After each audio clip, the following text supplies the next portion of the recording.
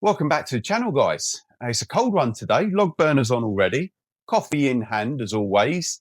I hope you've had a fantastic Christmas. We haven't quite seen out the end of 2025 yet, so I won't say Happy New Year yet. But we are back on with the Kawasaki for one last video in 2025, and hopefully it will be the last video on the Kawasaki before we attempt to take it for the first time ever for me to an enduro event. So we're going to get the rear wheel back on. Spoiler, the tyres back on, thanks to one of my mates that helped me with that. We're going to put the chain back on, put the new brakes back on the back. I've ordered a couple of bits that you guys haven't seen yet, which will be a modification to the bike. So I'll show you those in a bit and we'll get those fitted as well. And I think that's about it. There's a circlip that I forgot to put back on the front wheel, so we'll get that done. We'll get all the exhaust back on. We'll get the rear number plate holder off the back because it's not required anymore. Get the rear silencer back on that we've already cleaned up and sorted out. And we'll get it started again in this video as well and get it running up and see what everything's like. So if it's your first time here, guys, I'm Dino. This is Patch's Repair Shop. We're on with the Kawasaki Klr 250 build. Don't forget to smash that subscribe button. Let's see how many we can get by the end of 2025. So smash that subscribe button, hit like, drop us a comment, all of that good stuff that is completely free of charge. And in the meantime, I'll finish this coffee and then we'll crack on, shall we? Right, so before we fit the rear wheel, guys, I want to remove this number plate holder. We don't need it. The events I'm doing do not require the bike to be road legal and displaying its number plate and have an MOT and all the rest of it. So, but I don't want to make it so it can never be put back in that state. So anything we're doing, it can go back and have an MOT and all the rest of it. So this doesn't look like a long job. Indicators are already not present on this bike. So we've got two wires for the number plate holder. And then there is a square nut here. Try not to knock the camera. But the other end of that nut is inside the rear light lens. So, a couple of screws here.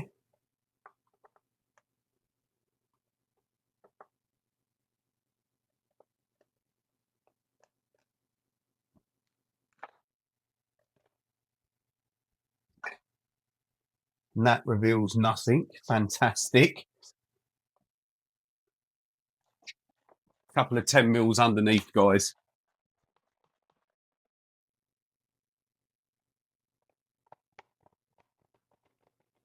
There we go. Then up the top, we've got one 10 mil that's already out. Let me show you guys. So now the rear light's out in a very muddy area. So we've got two 10 mils here. As you can see, one's already out. Will it come all the way out? I don't know. So I'm going to undo the other one. And hopefully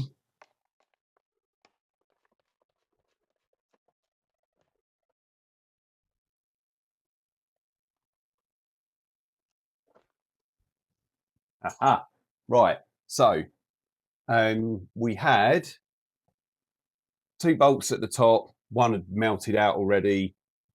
Two bolts at the back. That's the number plate and the number plate light off. So let me bring you around here, guys. Now we've got this little bracket, which we don't need for the minute.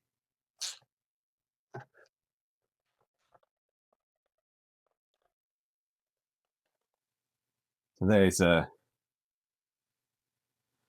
bracket that was holding all of that on. Right, so if you guys can see up in here, it's pretty minging.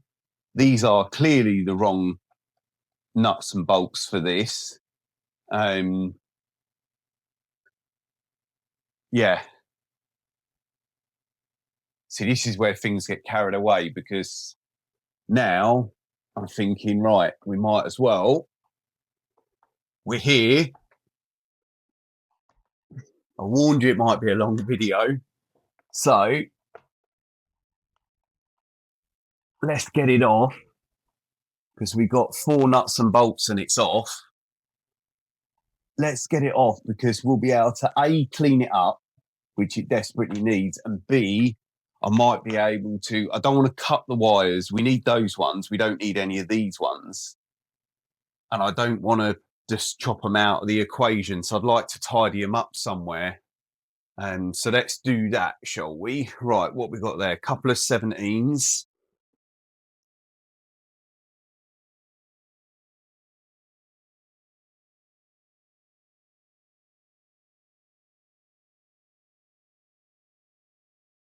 We can clean all this up and try and sort a bit of this wiring out now as well. Right, the loom disconnects nice and easily. And I'm wondering if I need my rear lights working at all. Let me check some footage and see what everybody else has got. Right, guys, so as always, things have escalated. So we've got the rear mudguard off. I've given it a good wash out, got all the mud off. And then I decided to just rub down the back of that subframe, because it was really rusty and minging and horrible. So I just rubbed down the back bit, masked it off, give it a coat of primer, give it a coat of silver. It just tidies it up, gets rid of the rust. But yeah, again, things escalate. So this has been bothering me. If you guys have followed this series all the way through, this has been bothering me since the word go. I really didn't want to have to buy new plastics. And there's like, it looks like oil to me. Oil ingrained over all the plastics, all over the bike. Hopefully it's not coming out of this bike, and hopefully it was from bikes around it. I don't know. It might not even be oil. I don't know. Anyway, a subscriber said to me on one of the videos that if I hit it with a bit of Scotch-Brite and some brake cleaner very, very lightly, it will come out. Well, lo and behold, I'm ever so sorry I can't remember your name, but whoever you are, drop us a comment below. Thank you very much. It worked. Now, I will admit that I used brake cleaner and a little bit of wet and dry. Then I hit it with a little bit of compound, and then just quickly some speed wax over the top. A little bit more to do, obviously, but a fairly quick job. And we'll hit it with some auto gleam polish or something to maybe make it shine again. I don't know. But either way, I'm not too fussed, because look at the difference. Yeah, huge difference. You can see it there. So look at that side compared to that side. So huge difference. So I just wanted to show you guys that before I quickly carry on and do the rest of it. So we'll let the paint dry on the subframe. I'll get them muck and shmoo and whatever this is off of this, and then I'll bring you back in and we'll put it all back together and we'll get that rear wheel back on. Right, so we're all cleaned up. We'll give it a final polish when it's back on the bike, because then we only have to polish the bits we can see. Got all new fittings for everywhere, and I've just repainted the back of this, primed it and painted it because it was all rusty and horrible. So let's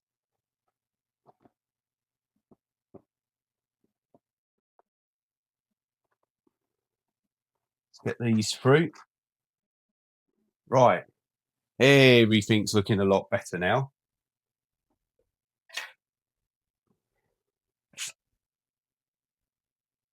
We just got to pop this back on,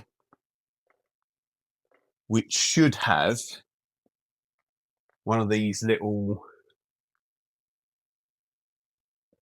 tool bags on the back, which I do want to put on there. Now, this is a very, very old one that I found on eBay for like £3. The Kawasaki badge is nearly ripped off. Now, I have scrubbed this to within an inch of its life to get it to look this good, and it's still not great. So what I'll do when I'm using it, guys, is because it's not really doing its job anymore, there's a hole in it there. I'll put another bag inside it with my spares, but this should bolt on, and it does bolt on in the same place as this aluminium plate, hopefully. It does.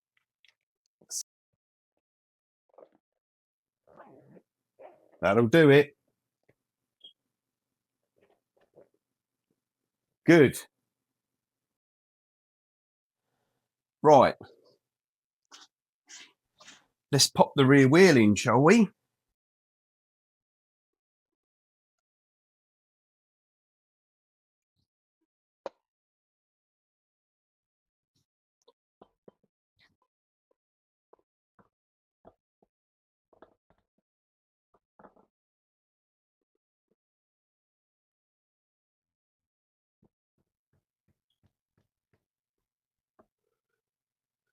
Right, that's the rear wheel in. Now, when we got the bike, it had some really nasty rusty Allen bolts through the back. It should have had roll pins. So these are new old stock genuine Kawasaki ones. So they go through there.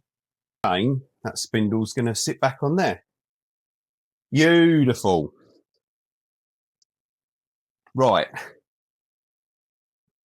Let's get the chain, shall we? Right, let's take this front chain guard off for about the 50th time.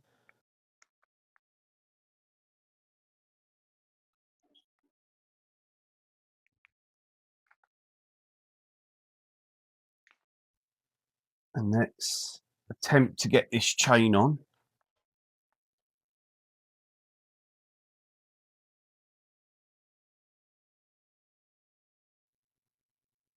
Bring this up to here. So that we can put our split link back on. What way does the split link have to go, guys? Do you remember? What way does your little spring clip have to point? Pop it in the comments below.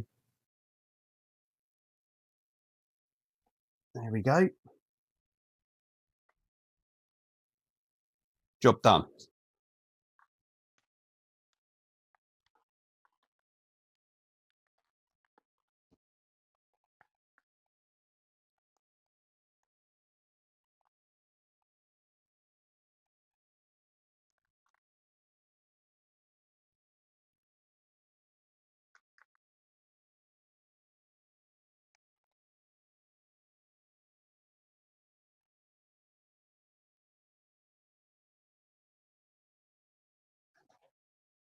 Right, my next trick, guys, is the lower chain guard.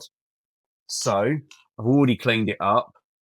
I've already got some new nuts and bolts for it. Because again, the old ones were all rusty.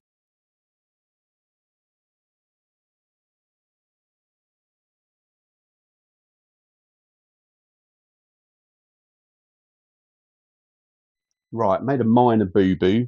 This chain guard screws into captives that are in the back of this chain guard, which goes over here.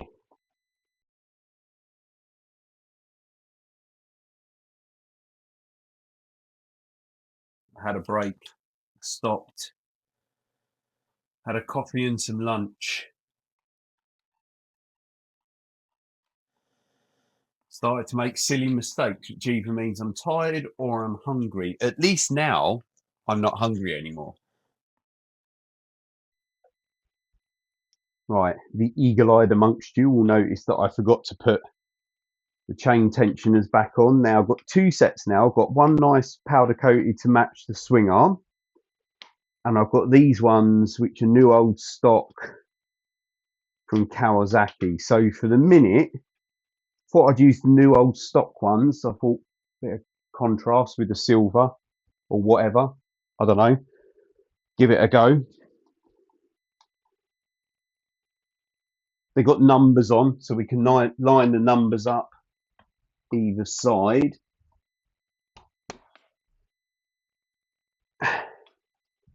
So we got 2 and 2. Let's go to 2.5.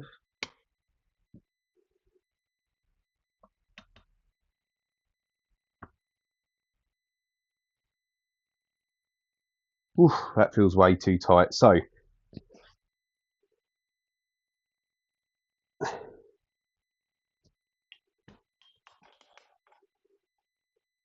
let's go back to 2.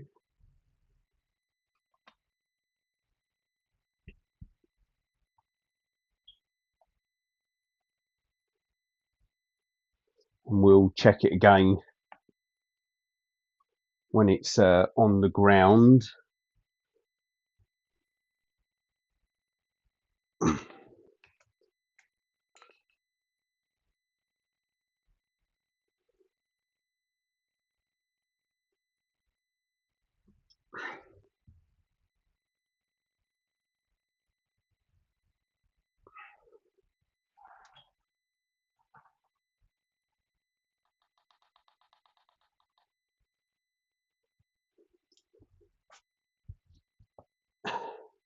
Right, let's hook the rear brakes up.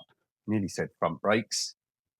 I lost the roll pin that goes through here, so I just had to make this little one up in the lathe because I didn't really want to stop yet. So we can push that through.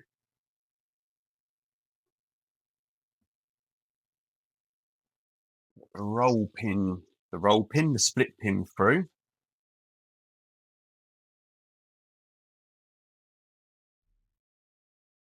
And bend that over. Let's move you lovely people over here.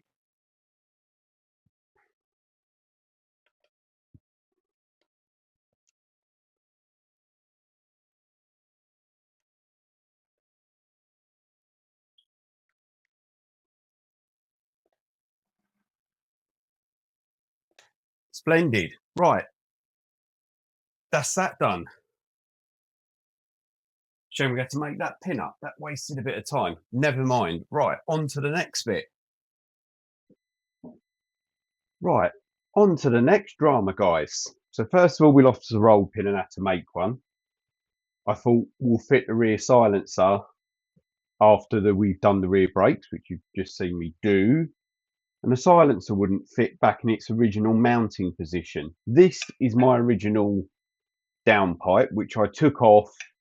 It's rotten as a pear. I put some weld around it so the clamp could do its job, and I repaired these and welded some new studs on for the heat shield.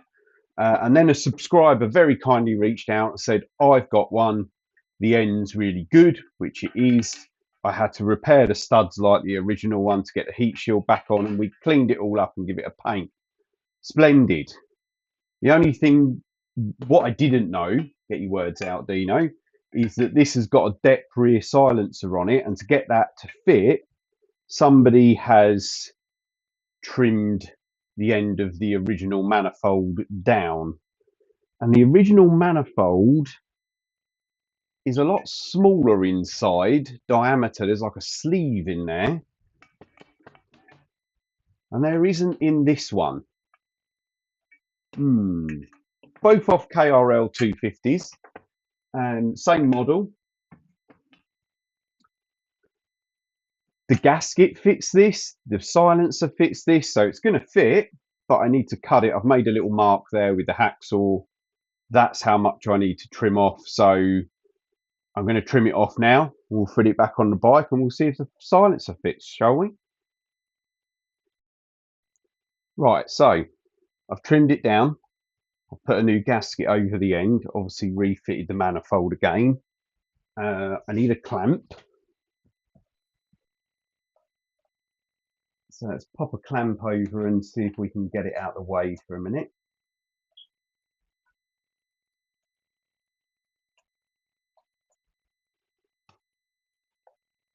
And then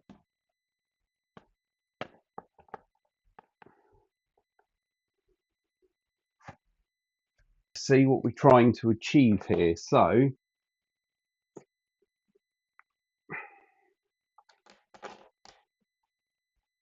Got one that needs to go through there, one that needs to go through there. So there's one there, and then there's one right down here in there like that. The manifold is currently loose as well. Everything's loose.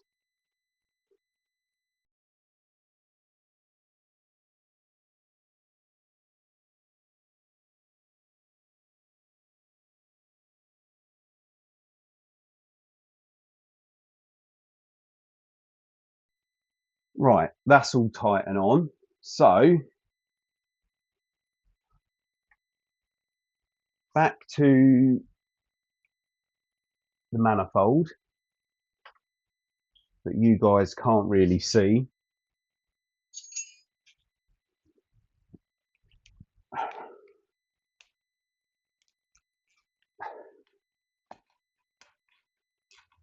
I'm not holding my breath that this isn't going to have an exhaust blow, but there's only one way to find out, isn't there? Now, my next little trick, guys, involves me just removing the coolant reservoir, or certainly getting it out of the way somewhere for a minute. And what I would like to do is, if I pop that down there, I would like to eliminate the choke cable, which, if you guys can see it, is just there. That means I can get rid of the switch pack off the handlebars, and we're not going to damage that when we're clowning around then, because we don't need it. Now, I've only ever taken this choke cable out with the thingy-bob, you know, the thingy-majig. What am I trying to say? I've only taken it out when the carburettor has been removed from the bike. So I know it comes out easy enough, but I don't think I'm going to get a spanner in there. It's not tight. I think these might be the kiddies.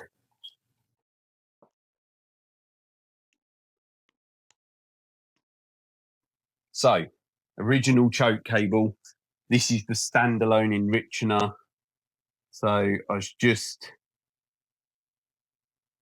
adjusting it. Well, let's see if it fits, and then we can muck around with it from there, can't we?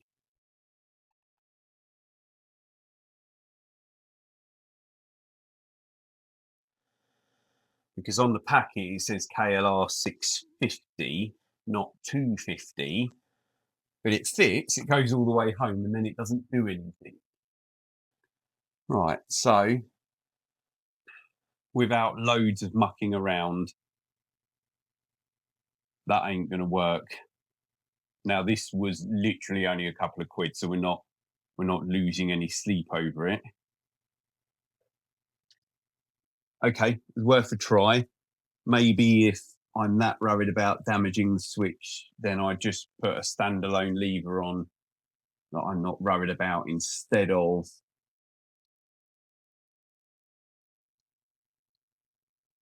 the whole switch pack, if that makes sense. Now we've got to try and get this little fucker back in.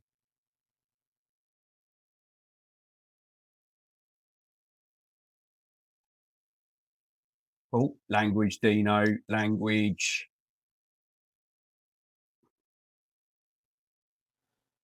I do try my best not to swear.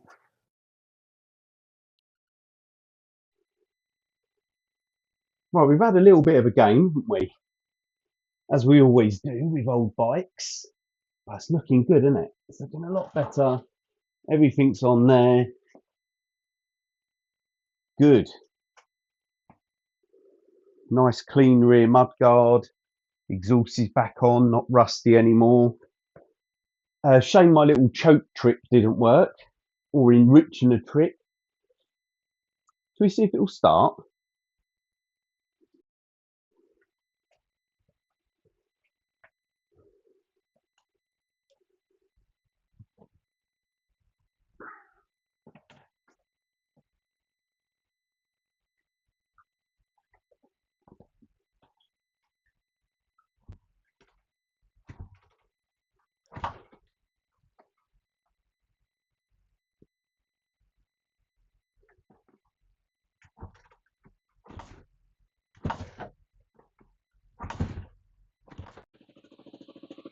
battery went flat, guys, while I was kicking it over. It didn't actually take too many.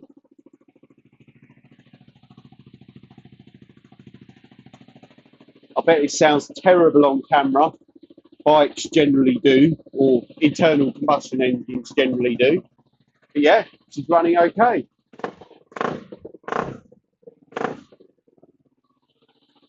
I just need to tweak the carb a little bit. It's the first time it's run since the carb's been rebuilt. Right, I'm going to let it run up to temperature, call it a day, come back in the morning, finish the video with a new front tyre and replacing a circlip I forgot. And then we'll pop the seat on, do a bit of cleaning like we did on the back, and I reckon we'll be good to go. Right, it's the next day, guys. And all we've got left to do, or the bigger part of what we've got left to do, is new front tyre, put a circlip in that I forgot to pop in, and we are going to have to re-bleed the front brakes because there's a couple of little clips that go through the front panel at the top. I'll show you. Those ones. Yeah, just in there. So I need to disconnect the front brake hose to get those on. Right, that's the tyre fitted. Whew, always a game. Maybe this year, I said, hopefully, bigger garage, bigger workshop. We'll be able to get a lift for a bike lift. That's the words I'm looking for, isn't it? And a tyre machine. Right, so tyres on. The circlip that I forgot to put in. Father-in-law always spots the bits I miss. Bloody handy, really. Sometimes I've done it off camera, and sometimes, like this case, he was right, and I had forgotten. Right, so that's the circlip back in there that we forgot to fit when we refitted the front bearings.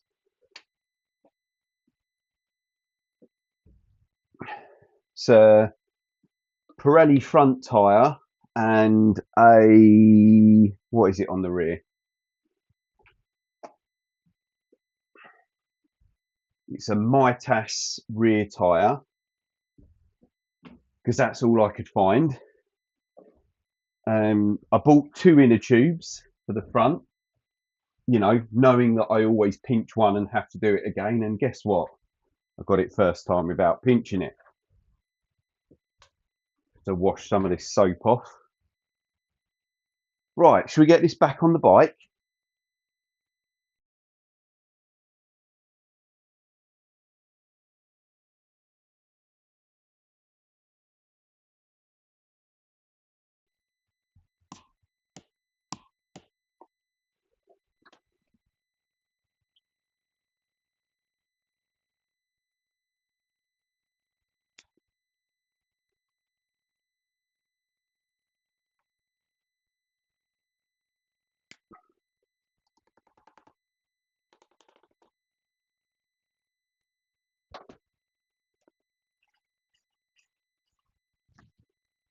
Right, that's that done.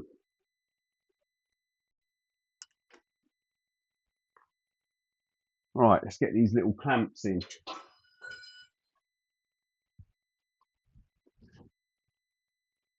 Which annoyingly means we need to split the front brake hose again.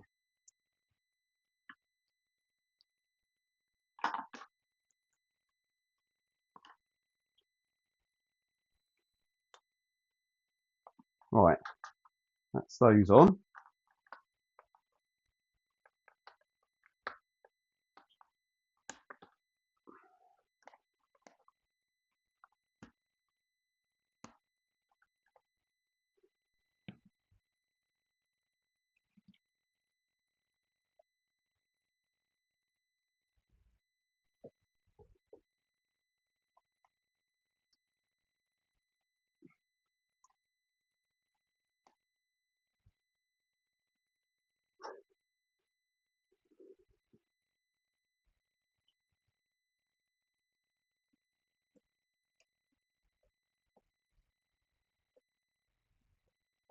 Don't fall off the end. There we go. Right, next on the little list, guys, is radiator guards are dirty and rusty and manky. So I'm going to just wire brush these, give them a quick paint up, and then we'll refit those. But the next thing I wanted to try is these are the side panels that go round the radiator on the front of the tank. They're a bit mangled, so it doesn't really matter, but they're all faded. You know, when you see people with a heat gun trying to bring black plastics back to life, I wondered if it'd work on these. Shall we try?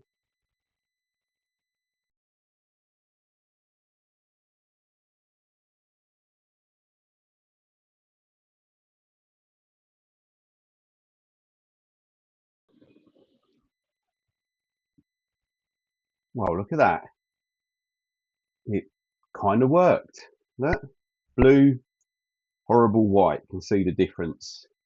Now I'm wondering if I can, now that's nice and hot, if it will bend back into shape. How much better do they look, guys? I know they're not perfect. They've got battle scars on, but they're blue and shiny again. And the radiator grills are all cleaned up, primed and painted. So that's all good, ready for them to go. Off camera, while I was doing this, I've also rubbed down all the plastics on the bike, got rid of that black stain in the same way we did on the rear mudguard, and I've given them a compound and a polish. And I think to fit these final panels, we'll take it outside into the cold, shall we? So the radiator grill goes in there, and then the front panel goes on the top.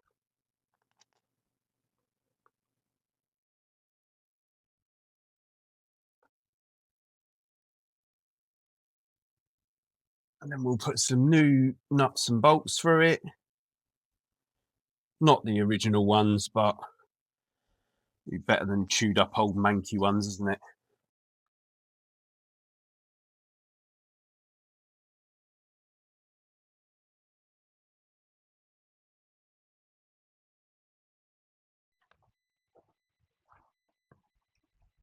So these have also seen better days, but we'll clean them up the best we can.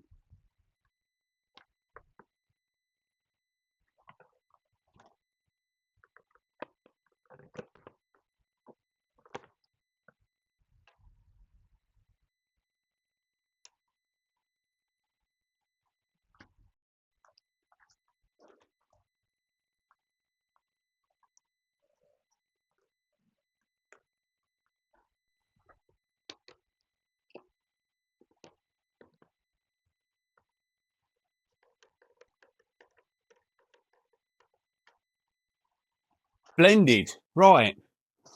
It's looking a lot better, isn't it? So I'm going to get those panels on the other side. Then we'll hit it with a bucket and sponge. And I think we're going to call it. Time to send it. Is that what the kids say? Who knows?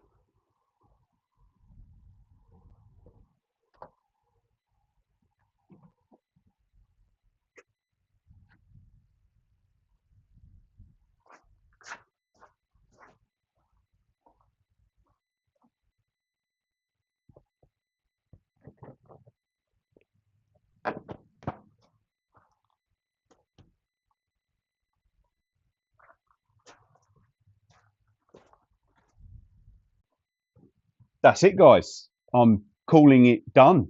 Let's take it to an Enduro track day and see how it gets on. Okay, it's looking very 1980s, isn't it? But doesn't it look so much better than what it did when we got it a couple of months ago after it had been sitting in a garden for 3 years? So I hope you guys have enjoyed this rebuild series. It will be back in a video when we take it to a track. I'll take you with me, obviously. We'll do a video. So I'm Dino. This is Patch's Repair Shop. It's 3 o'clock on Christmas Eve, so I suppose I should probably start my Christmas shopping now, so I better go and do that. But in the meantime, I'm going to stick a video here and something for you guys to click on. And don't forget to smash that subscribe button, drop us a comment, hit like and all that good stuff that's completely free of charge. See you next week, guys.